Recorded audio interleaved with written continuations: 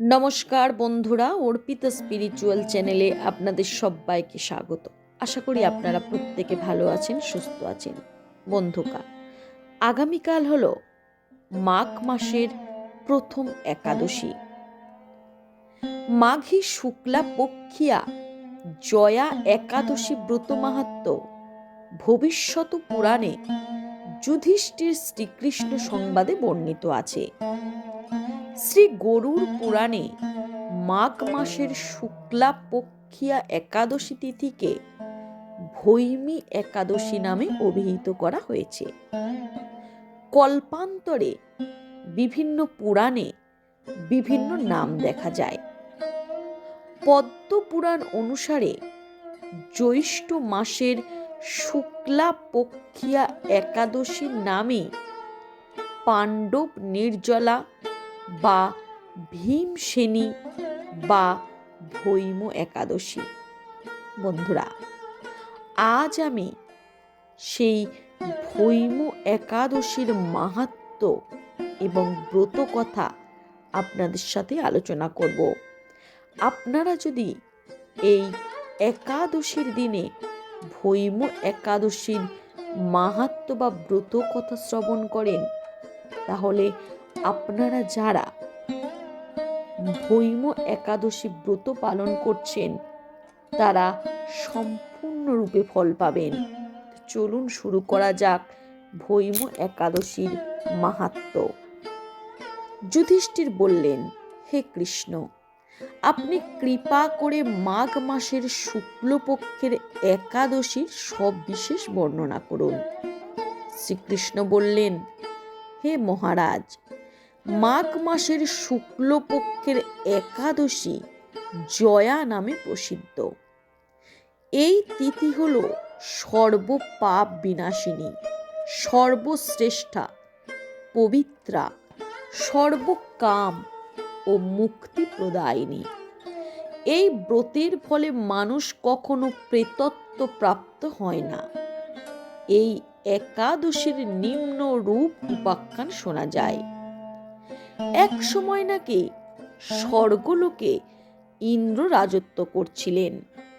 সেখানে ইন্দ্র সহ অন্যান্য দেবতারাও বেশ সুখেই ছিলেন। তারা পারিজাত পুষ্প শোভিত নন্দন কাননে অপ্সরাদের সাথে বিহার করতেন, তাদের সাথে সময় কাটাতেন। একদিন 50 কোটি অপ্সরা নায়ক দেবরাজ ইন্দ্র স্বেচ্ছায় আনন্দ ভরে তাদের নৃত্য করতে বললেন। নৃত্যের সাথে গান্ধর্বগণ গান করতে লাগলেন।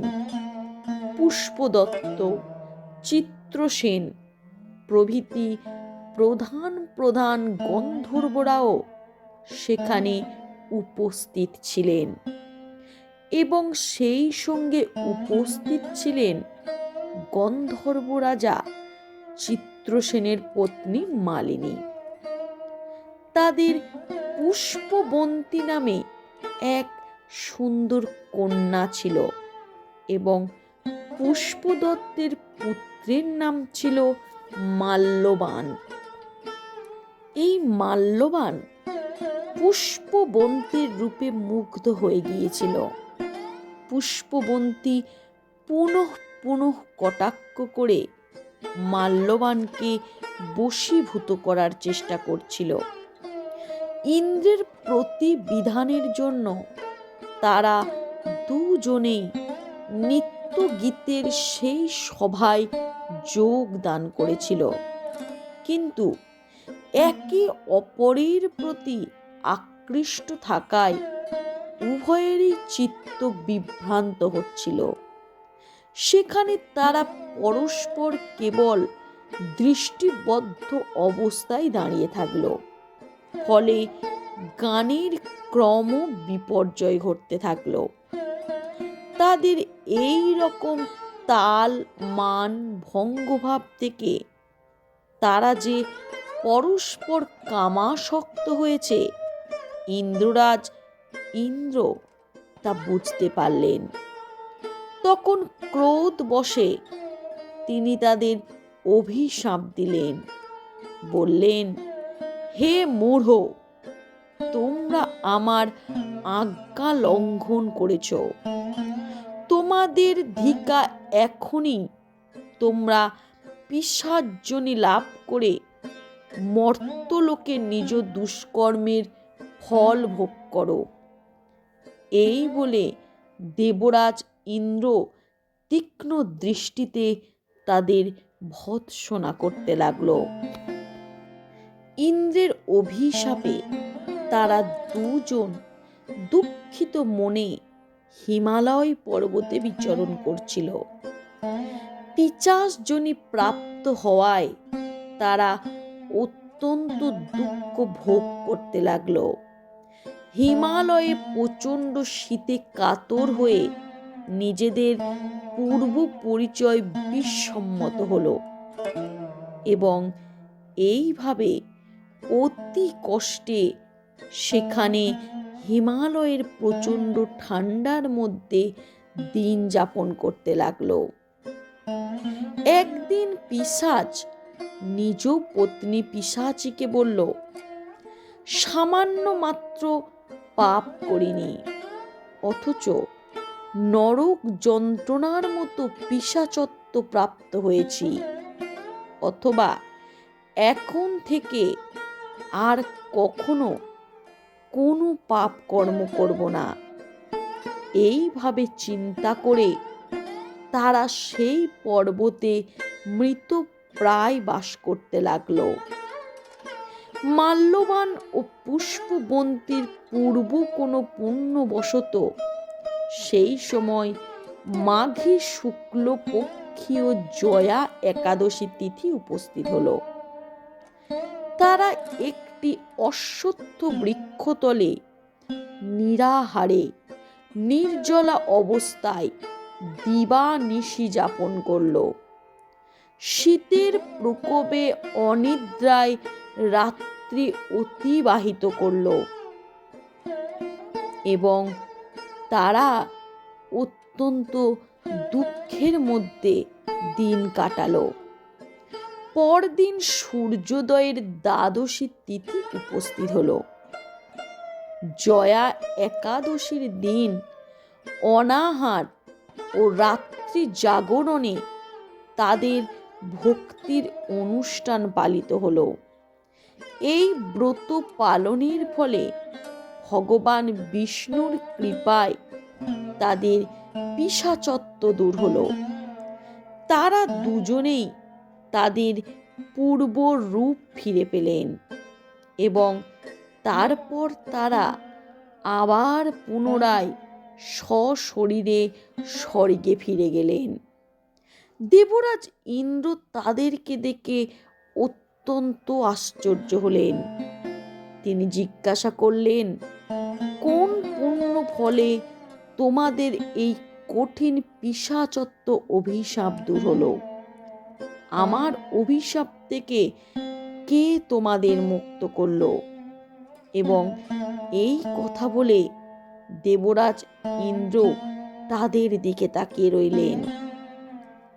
তারপর মাল্যবান বললেন, হে প্রভু, ভগবান বাসুদেবের কৃপায় জয়া একাদশী ব্রতের পুণ্য প্রভাবে আমাদের আজ পিশাচত্বের অভিশাপ দূর হয়েছে।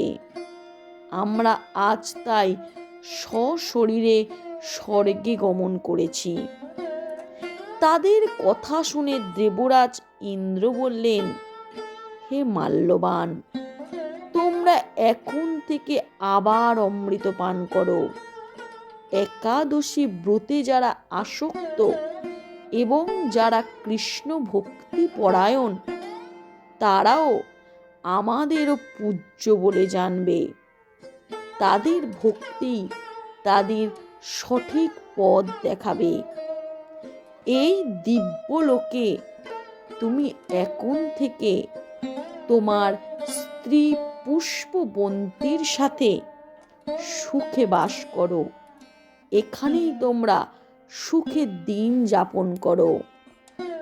এই বলে ভগবান শ্রীকৃষ্ণ যুধিষ্ঠিরকে বললেন, হে মহারাজ, এই জয়া একাদশী ব্রত ব্রহ্মা হত্যাজনিত পাপকেও বিনাশ করে। এই ব্রত পালনে সমস্ত প্রকার দানের ফল লাভ হয়।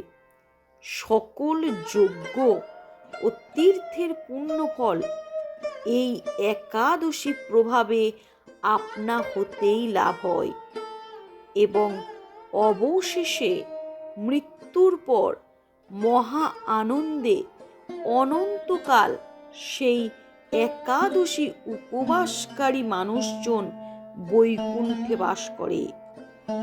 এই একাদশী ব্রতকথা পাঠ ও শ্রবণে অগ্নিষ্টম যজ্ঞের সমান ফল পাওয়া যায়।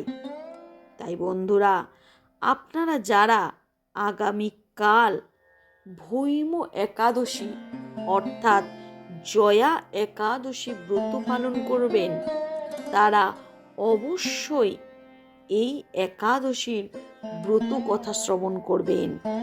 তাহলে দেখবেন আপনাদের ব্রত সুসম্পন্নভাবে সফল হবে, আপনাদের উদ্দেশ্য সফল হবে। নমস্কার।